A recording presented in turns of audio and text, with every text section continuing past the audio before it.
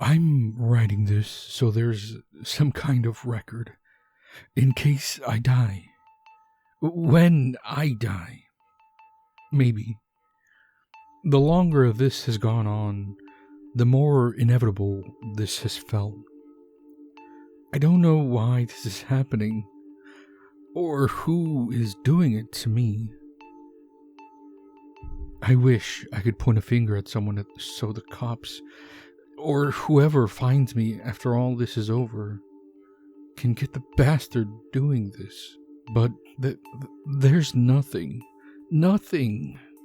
I think I'm getting ahead of myself, though. I'll start at the beginning.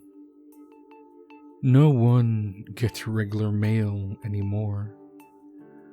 Everything is done through emails or DMs. I mean, people still get junk mail and stuff, but not like mail. I think that's what made me so curious when I got the first envelope. It didn't have my address on it, or any stamps, or even a return address. Just my name, written in a tidy script in the very center of the white rectangle. It wasn't a legal envelope, more like the kind birthday cards come in. I don't know why, but at the time, it unnerved me. It wasn't anywhere near my birthday, and the handwriting didn't look like anyone's I knew. The envelope isn't what's important, though. I mean, it kind of is, but what was inside the envelope was more important. The flap was tucked into the envelope, unsealed. When I opened it, 2 Polaroid pictures spilled out into my hand, one after the other, in an eager cascade. If I didn't know better, I would have said they jumped out of the envelope. Curious and more confused by the moment, I flipped the pictures over. The first one looked like something out of a horror movie. It showed a large concrete, or what I assumed was concrete, room. Concrete walls, floor, ceiling. In the center of the room was a hooded lamp hanging down over a person, naked and tied to a chair. They were slumped forward, body weight straining against the ropes that bound them to the nondescript metal chair. I blinked down at the thing, confused and more than a little worried. I had no idea why someone would send this to me. The shadows in the picture were too thick to make out the person's face. I wondered if it was someone I knew. If this was supposed to be some kind of ransom demand. But there was no note accompanying the photos. My heart was already hammering as I looked at the other photo, hoping to find answers. Instead, I found a picture of my face. There, in the Halide in plastic, was my fucking face. A pit opened up in my stomach as I stared down at it, and my brain went blank. It refused to comprehend what was in front of it. In the photo, a gloved hand held a fistful of my hair, yanking it backward so my limp head rose enough to make me recognizable. My features were slack, like I was half asleep or maybe drugged. I looked back to the gloved hand, but the wrist and arm were both covered by the sleeve of a sweater. Making any guess as to who they were impossible. It felt like the air had been punched out of me, I realized I was shaking, but couldn't bring myself to look away from the half-lidded eyes. My eyes in the picture. I thought it had to be Photoshop. What else could it be? But how do you Photoshop a Polaroid? It was one thing to create a Polaroid effect in the program, but that didn't mean you could create a physical one.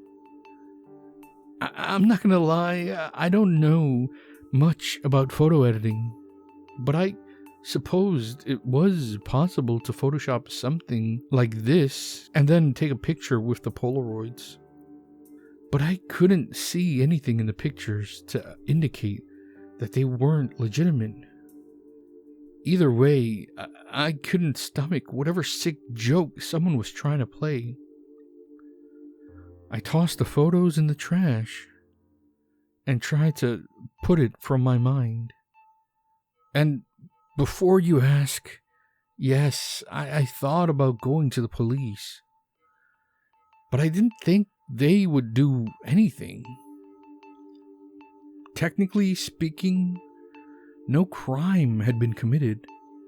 So even if I insisted on making a report, and even if I could convince them to dust for fingerprints or whatever cops do, I had little confidence that whatever this was wouldn't be filed away and never see the light of day again. And I guess part of me just wanted to forget about it. Can you blame me? Those pictures freaked me out, and I just wanted to pretend it never happened. A week later, though, there was another envelope in my mailbox. Same nondescript white envelope, unsealed, with my name written in unfamiliar, tidy handwriting. My first instinct was to toss it into the trash without looking at the contents. No way in hell did I want to see more freaky pictures made to look like I was being held captive or worse. To this day, I wish I had listened to my gut and thrown the envelope away. Better yet, I wish I had burned it. But I didn't. I can't explain it. Even if I was a better wordsmith, I don't think I could put into words the compulsion I had to open that envelope. It would be easier, even, to say that it was as if I was possessed. That it wasn't really me unfurling the flap that had been tucked into the stiff white paper backing. Or like I was being controlled when I pulled the next two photos out of the sheath. But none of that is true. It was me. I did those things, and I will never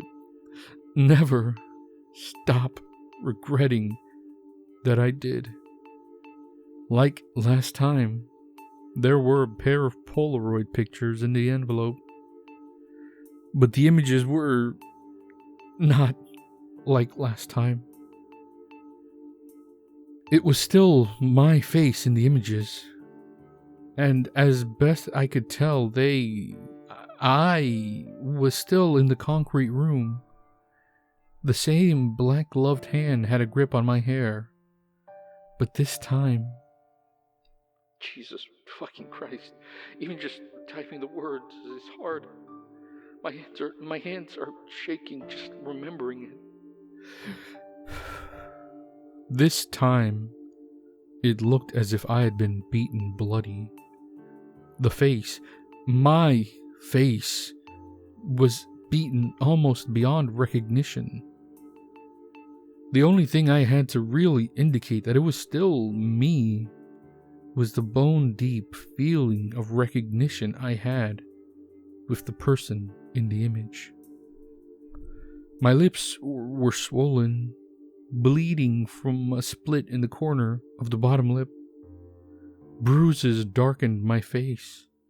A cut on one cheekbone indicated where I'd been hit especially hard.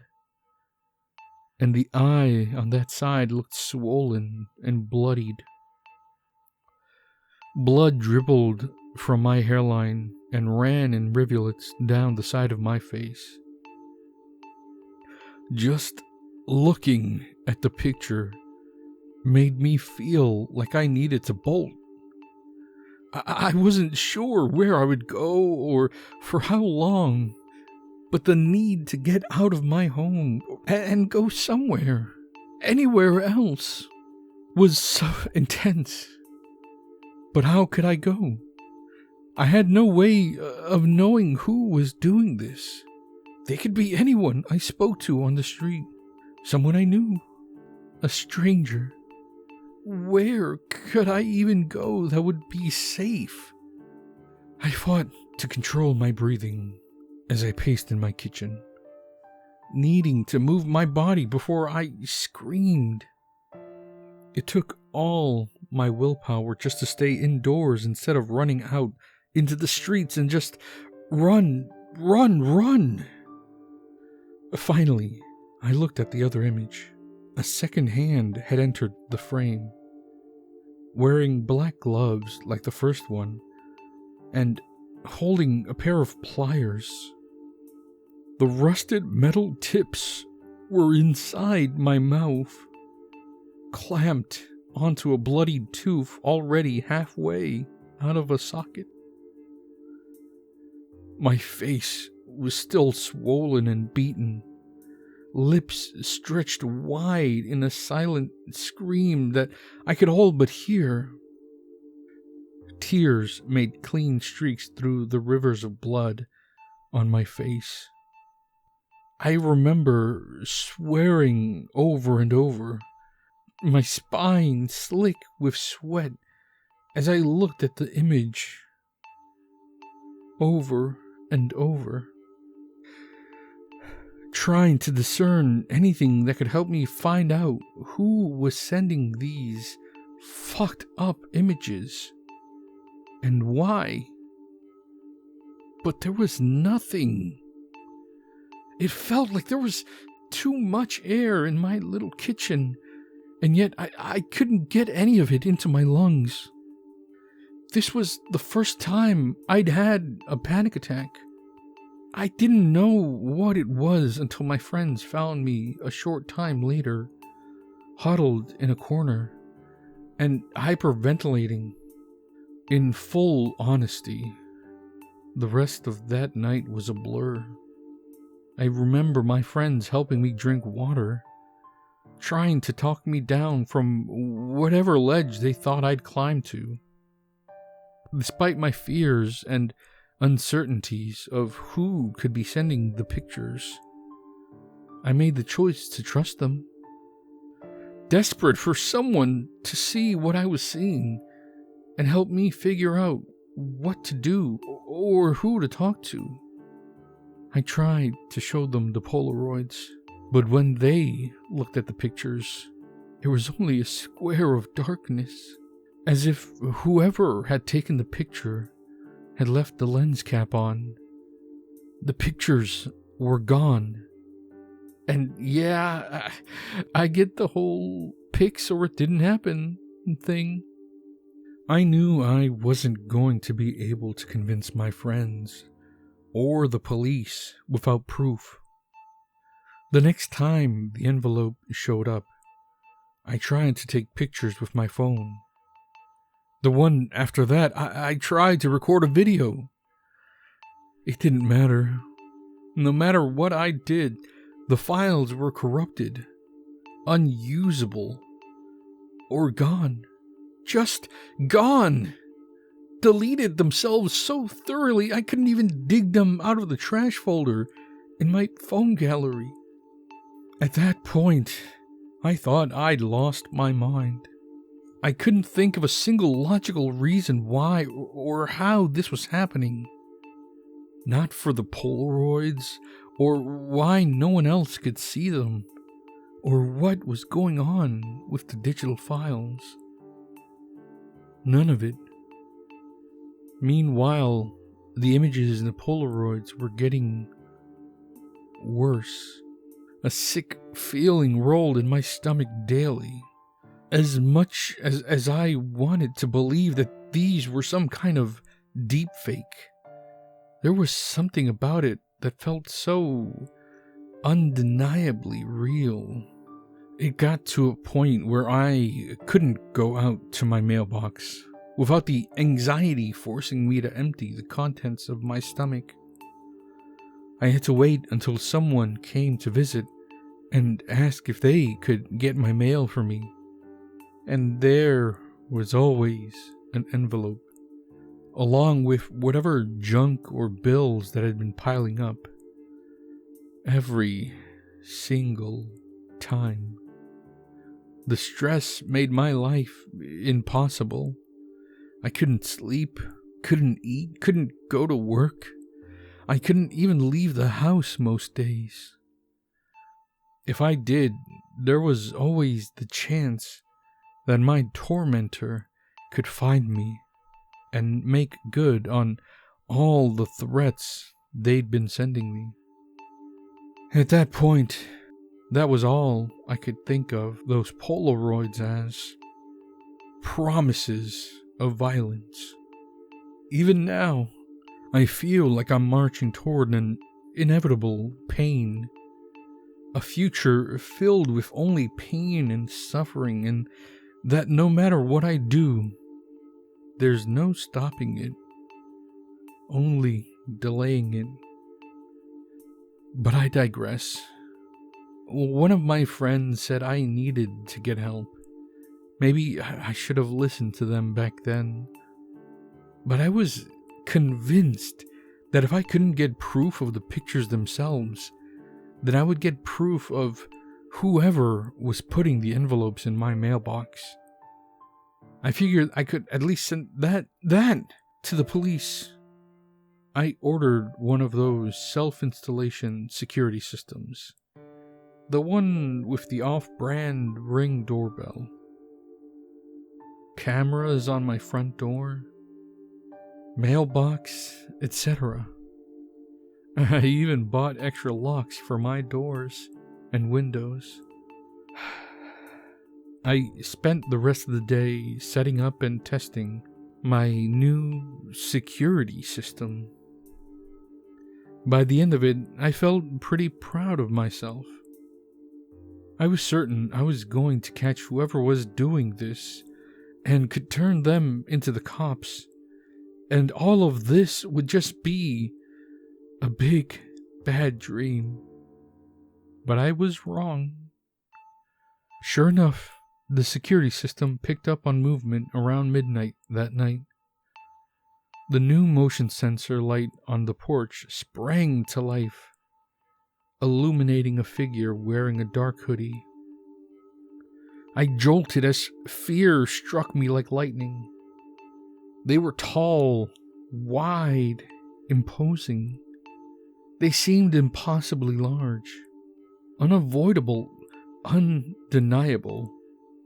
I was watching them through the lens of a camera, with two locked doors between us, and yet I felt as small and vulnerable as if they were in the room with me at that moment.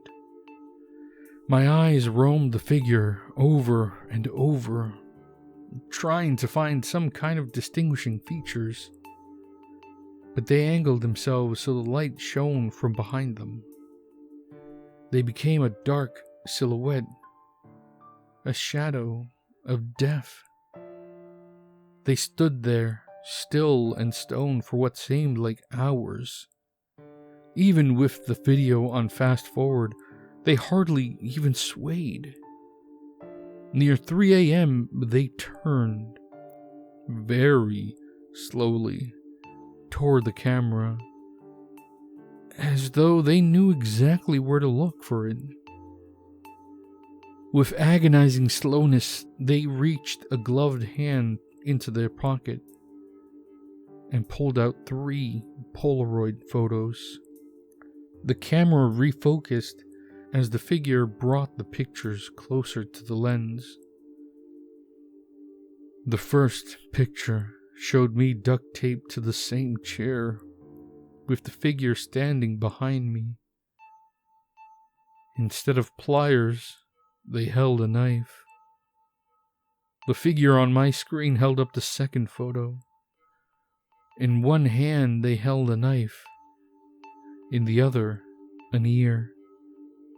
I wanted to look away, wanted to delete the video and crawl deep, deep under the covers of my bed. But I couldn't. I was transfixed at a cellular level as the figure showed the third picture. The same bloodied knife hovered over the image of my downcast head. For a moment, I thought all that had changed between the photos was the position of my head. But I soon realized something else had changed. The ear in the hooded figure's hand. It was the other ear. My hands were shaking as I watched the figure pull the photo away from the lens. They dropped them onto the doorstep and walked away into the night. I was practically soiling my pants, but I took the security footage down to the police. When I pulled it up to show them, you guessed it, the file was corrupted and unusable. The police told me that without evidence or a suspect, they couldn't even make a report. Useless bastards. No wonder people don't like cops. I was basically trapped in my house, terrified, at my absolute wit's end. And they couldn't even make a report? Anyway, like I said at the beginning, I'm writing all of this in the inevitability of my death. It's been a few weeks since I was able to capture that first video, and my large friend has been on my doorstep every night. They don't always have pictures. Sometimes they just stand there, staring at the camera lens, as if they can see through it and into my eyes, my soul. On the nights when they do have photos, they're I can't even say. Each one is worse than the last, detailing my slow and steady dismemberment. I can't explain why, but I know that once the photos finally detail my death, that this figure is going to come for me. It isn't going to matter how many locks I have on my doors, or how many weapons I hoard in order to protect myself. It's going to get in here, and it's going to take me, and it's going to do to me every single thing that happened in those pictures. I still don't know how or why this is happening. Only that I can't avoid it any longer. I'm scared. God, I'm so fucking scared. But I don't know what else I can do. If there's even anything that can be done. My friends have given up on me. And I don't have any family. Not even a pet. I'm alone. Just like in those photos. So, if you're reading this, know that they're my last words. I needed someone else, anyone else, to know what happened to me. I don't know if you'll believe a word of it, But if nothing else, can you do me a favor? Remember me, please. I'm so alone and so afraid, and I know that eventually I'm going to disappear. I just don't want to be forgotten, too.